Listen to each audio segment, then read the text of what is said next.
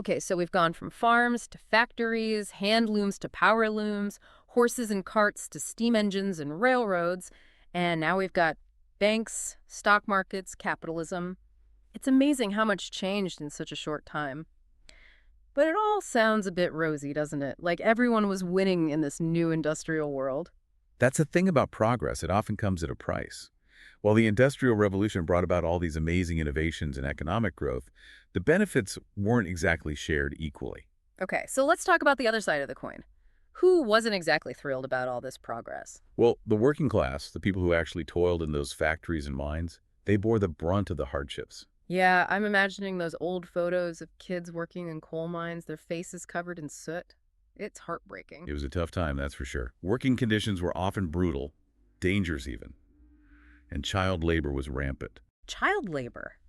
Seriously. Weren't there laws against that back then? Not yet. The whole concept of workers' rights was pretty much unheard of. It wasn't uncommon to see kids as young as 5 or 6 working in those factories and mines, long hours, dangerous conditions, for almost no pay.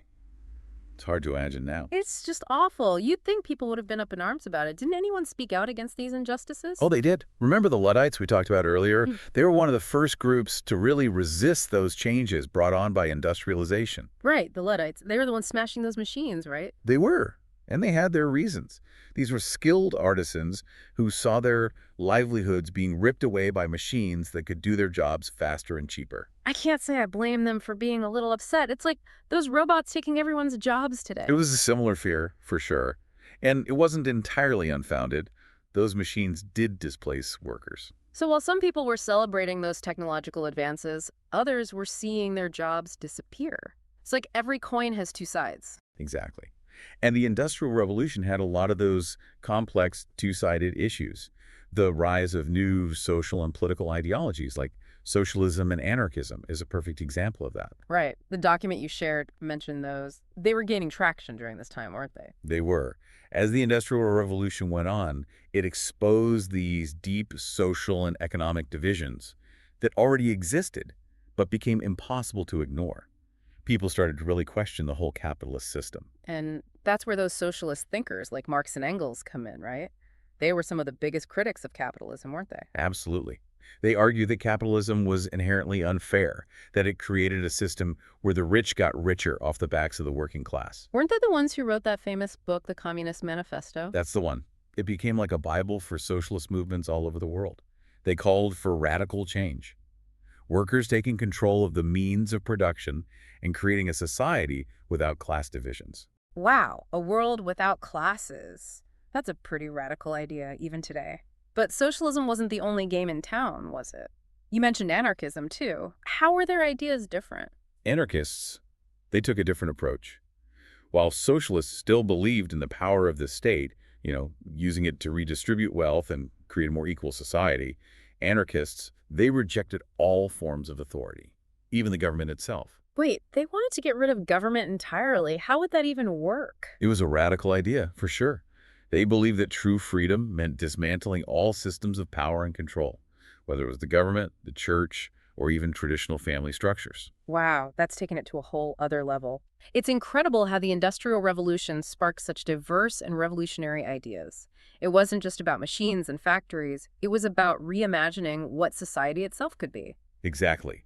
Those rapid changes forced people to confront these really fundamental questions about power, inequality, the very definition of progress. But here's the thing. The Industrial Revolution wasn't just a one-time event. It kept evolving. Wait, there's more. I thought we covered it all.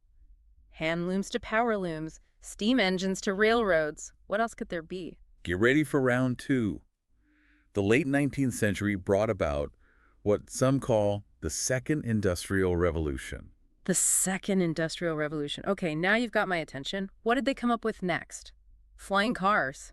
Not quite flying cars, but they were getting close. Yeah. This second wave was all about new sources of energy and new industries.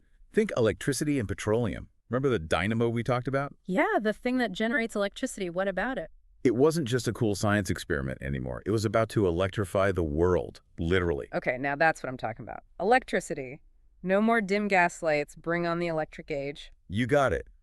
But it wasn't just about lighting up our homes and cities. Electricity would go on to power everything. This is incredible. So what about petroleum? Wasn't that mostly used for like kerosene lamps and stuff back then? It was, but petroleum had a much bigger destiny ahead of it. It would soon become the key ingredient for something that would change transportation forever, the internal combustion engine. Hold on, are we talking about the birth of the automobile? Did someone say road trip? You got it. The internal combustion engine, fueled by petroleum, gave rise to the automobile, and not long after, the airplane. Whoa, whoa, whoa. We went from steam-powered locomotives to cars and airplanes in like no time at all. Mind-blowing. But what about those factories? Did anything change in how they made things during this second industrial revolution? Oh yeah, big time. Enter Frederick Winslow Taylor, a man obsessed with efficiency. He came up with a system called scientific management, or Taylorism for short. Taylorism. Okay, that sounds a bit intense. What was his big idea? Taylor, he believed the key to boosting productivity was to break down every single task, even the simplest ones, into tiny little steps, like super tiny. And then what? Did he give everyone a stopwatch and a clipboard? Pretty much. He studied how workers did each step and then figured out ways to make those steps as efficient as possible. He even timed them. It sounds like he was trying to turn people into machines. In a way, he was. His methods, they weren't exactly popular with everyone. People said it was dehumanizing. But there's no denying he changed the way factories operated. His ideas paved the way for the assembly line, which Henry Ford later perfected with his automobile factories. Ah, the assembly line. Wasn't that how they made those Model T cars so affordable? Exactly. Mass production was born. Instead of having skilled craftsmen building each car piece by piece, Ford's factories had workers lined up along this moving assembly line, each doing one specific task over and over. So instead of one guy building an entire car, you had a whole bunch of people, each specializing in one tiny job, like tightening a bolt or sticking on a door handle. You got it. This division of labor, combined with using standardized parts, meant they could pump out those cars faster and cheaper than ever before. They really figured out how to mass produce. It's like the fast food of car manufacturing. So the second industrial revolution, it was just as big of a deal as the first, right? With electricity, petroleum, mass production. It's hard to imagine what our world would even look like without them. It's hard to overstate how much those changes impacted everything. But it makes you wonder, did it stop there? Did these changes stay bottled up in Britain, or did they spread to other parts of the world? Yeah, that's a good question. Did the rest of the world just sit back and watch as Britain went through this massive transformation? Or did they get in on the action too? The Industrial Revolution, much like those newfangled automobiles we talked about, was on the move. So where did this wave of industrialization travel to next?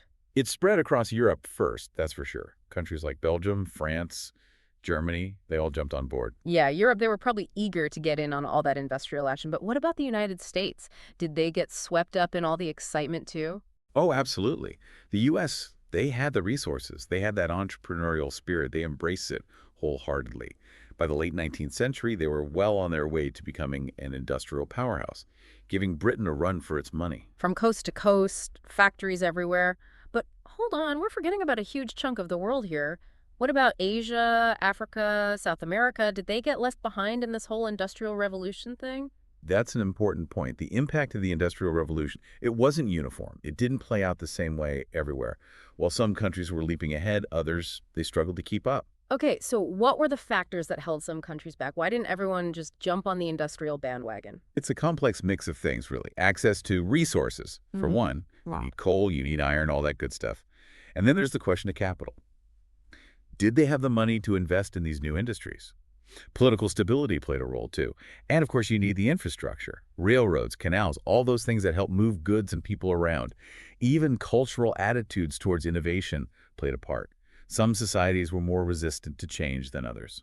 It sounds like a perfect storm of factors had to align for industrialization to really take hold. That's a great way to put it. It wasn't just about having one or two of these things. It was about having the whole package. This has been fascinating. We've gone from population booms and farming techniques to groundbreaking inventions, the rise of capitalism, social upheaval, even a second industrial revolution.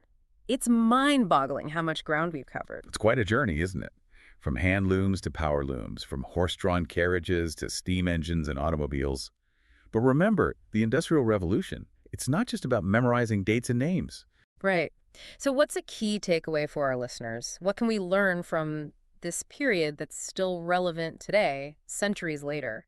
I think the biggest takeaway is that the Industrial Revolution, it wasn't just a moment in time.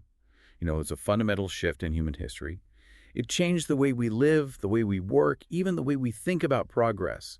And those changes, they're still reverberating today. It's like they say history might not repeat itself, but it often rhymes. Exactly.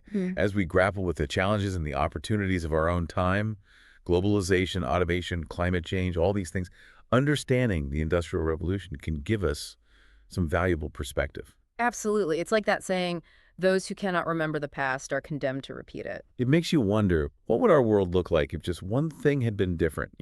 What if those early inventors, what if they hadn't had those breakthroughs? What if the steam engine had never been invented? What if the working class hadn't demanded better conditions? It's like a game of what if on a historical scale. But those what if questions, they aren't just about the past, are they? They make us think about the choices we're making today and how they might shape the future. Exactly. It's about recognizing that we have the power to shape the course of history, just like those who came before us. What a thought-provoking way to wrap up this deep dive into the Industrial Revolution. It's been an incredible journey. And like any good journey, it sparked 1,000 new questions and a desire to learn even more. I, for one, can't wait to see where our next deep dive takes us.